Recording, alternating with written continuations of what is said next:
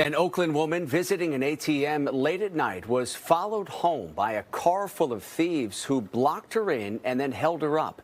It's just one of many recent robberies across the city that have left victims shaken. It's a frightening situation. You go to the bank or ATM and you think you're safe when you get home. That wasn't the case for this woman who says she was tailed back home and targeted by robbers she thinks have done this before.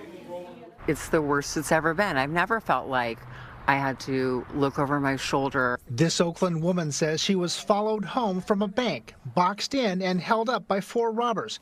It was scary. In hindsight, I absolutely know they followed me from the ATM. Stephanie says she made a cash deposit at the Wells Fargo ATM at Lakeshore and Trestle Glen at about 9:45 Sunday night and then drove home. I noticed that a car was behind me, but that's not unusual.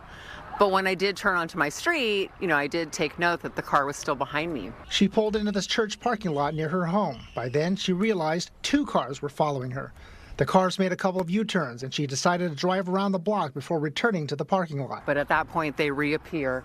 They enter the parking lot. I quickly try to throw my car into reverse and drive around them, but they boxed me in. 4 robbers got out, and one of them demanded her belongings. We struggled over my purse a little bit. She honked her horn and they took off with her purse. The robbery happened a day after this woman was held up by 2 carloads of robbers in the Trestle Glen neighborhood. She says the Kia Forte and Kia Sportage looked like the same vehicles involved in her robbery.